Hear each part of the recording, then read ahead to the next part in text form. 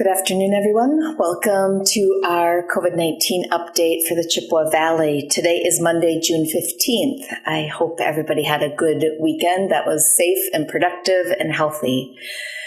Today we'll be joined by Angie Weideman again. Angie is the director at the Chippewa County Health Department and a partner as we work through COVID-19 in this part of the state. It's always good to have colleagues here and to share the message as we talk to you about what's happening in our communities. Our health departments in this region really work together well. We share people that work in one community and live in another. We have people traveling back and forth regularly. Many of our cases and contacts to cases are spread across multiple counties, and certainly between Chippewa and Eau Claire, we regularly are talking about shared cases. We also have a shared healthcare footprint. So we have people that use the healthcare systems that are in both counties, that are residents of both counties. And so critically important that we're working together around testing and hospitalization capacity and all of those measures that for this disease are important. I will share state update, a little bit about what's happening in Eau Claire, and then Angie will share some things as well, and then we'll close out with questions like we typically do.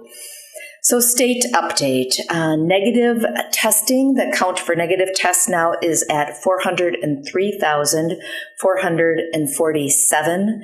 The total positive cases for the state are at 22,932 people in Wisconsin have had COVID-19. Of those, 3,061 have been hospitalized at some point in their since they've been positive, and total deaths are at 694. Again, a large group of people since the spring that have died of this disease in our state. We can't forget that we continue to have growing numbers of cases. We have fatalities every day as we report data to you, and it's a disease that is taking a toll. I'll share a little bit actually about the Eau Claire data after Angie shares, and then we will do questions after that. So Angie.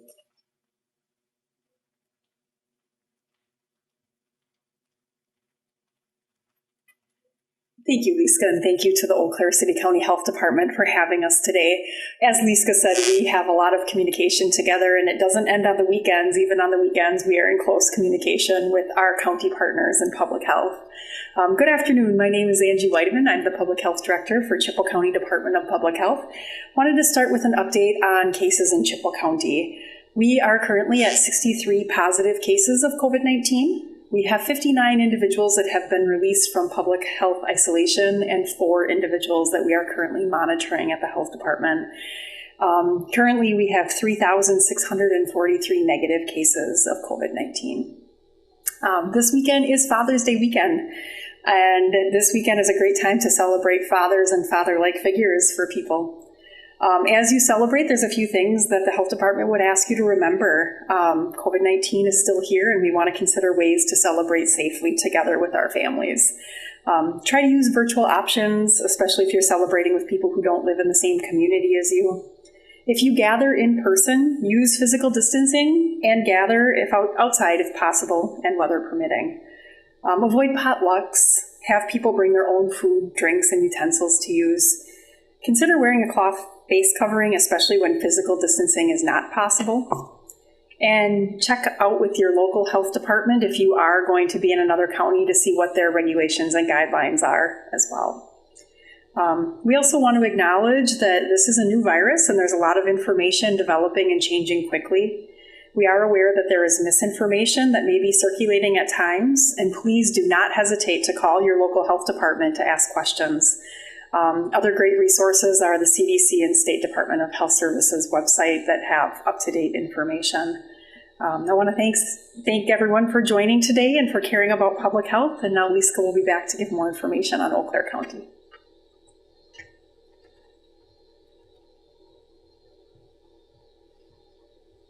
Thank you, Angie. And Father's Day is an important event, and we do hope people find ways to celebrate that and stay safe at the same time. Some Eau Claire County data. Again, our website is updated every day with this data and more, so we encourage people to go to COVID-19eauclaire.org. The data there not only is our case data, but also some pretty extensive breakdown of data that is visually easy to access, and we now have the dashboard there as well, which is a couple of data points that we update weekly to share with the community where we are at with this disease. So negative tests for COVID-19 are now at 6,480 for Eau Claire. We have 137 positive cases of COVID-19 Eau Claire County residents, an increase of 7 additional cases since Friday. We are now at 116 people that have recovered. Our test results continue to show that we have COVID-19 in the community. We have community spread in a variety of places and with a variety of populations. So again, it's critically important, as Angie talked about, to really think about how we are keeping each other safe. Physical distance, use of cloth face coverings, staying home when you're sick continue to be critically important activities. The regional data, so for those counties around us, is really showing that almost every county in the western part of the state has had an increase of COVID-19 cases since the end of May. That 2-week period, some counties are showing a 50 to 100% increase in cases. So definitely a change in many of our counties and increasing numbers. Eau Claire has a lot of cases. We have a large population, but we are seeing cases across the whole western side of the state. Again, keeping yourself and others safe, the distance issues, wearing a cloth face covering or a mask, washing your hands, all of those things are important. Media asked a couple of questions in advance, and I'll share those now, and then certainly we'll have an opportunity for questions afterwards. One specific question was asked about La Crosse County. La Crosse County has seen a very large spike in cases in the last couple of weeks. Their cases have doubled since last week. Those people primarily are those under 30. I know that they did a media release today and are talking about those cases and the spread in the community. So La Crosse, like many of our communities, is definitely seeing cases, seeing community spread, and all of those things we've been talking regularly about are critically important. Again, we don't talk about any other counties' cases, and that's important to check their website and check out their resources directly.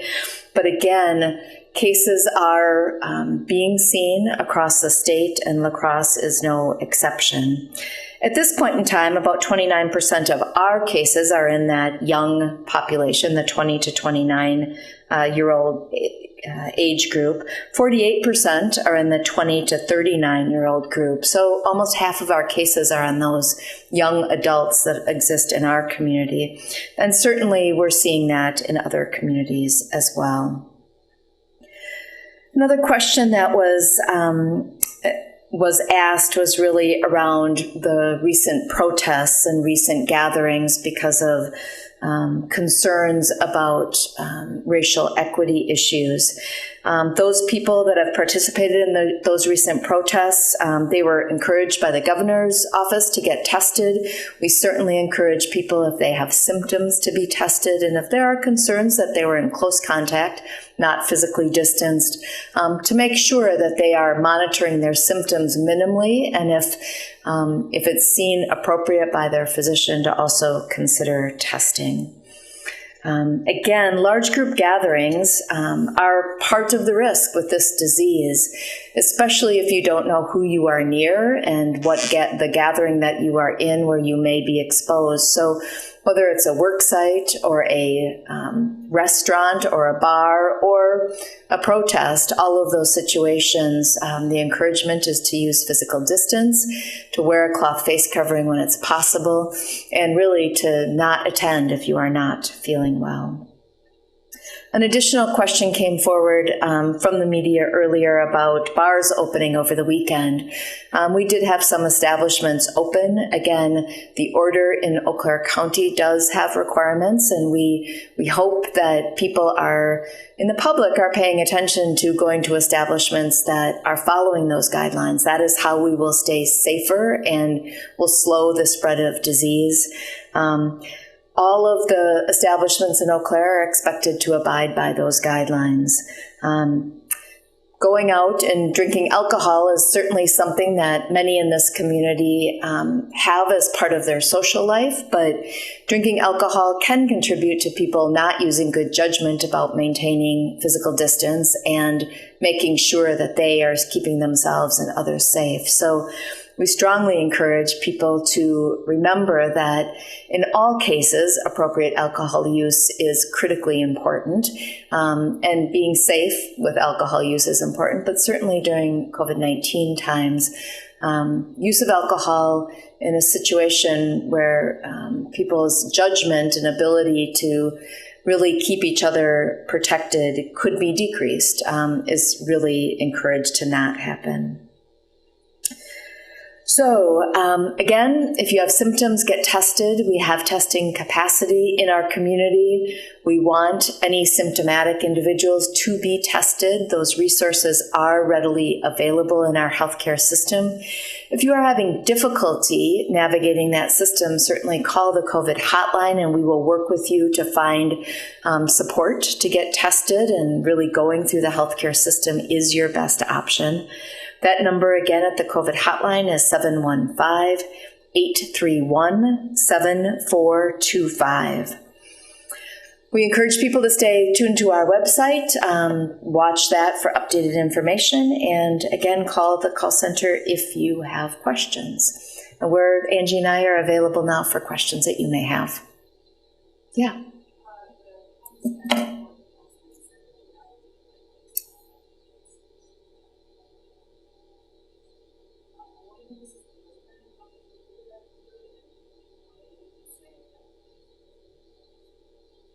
So the question is specifically related to the number of close contacts per case. We have fairly recently been able to start running that number to look at what the number of contacts, the average number of contacts per case is. It's one of the measures that we are using long term to look at spread in the community. It's one of those measures that's on our dashboard. It'll be updated weekly. And 9.4 is where it's currently at. We will be continuing to look at that. Certainly during Safer at Home for the state, those numbers were significantly lower. And we expect that as people continue to expand their circle, that those may increase. Our encouragement to everybody is to keep your circle small. The reason is that spread will happen often before there are severe symptoms of disease. People don't think they're very sick, and they are spreading the disease. So the smaller we keep our circle, the quicker we stay home when we notice any level of symptom, the fewer contacts there will be. Yeah.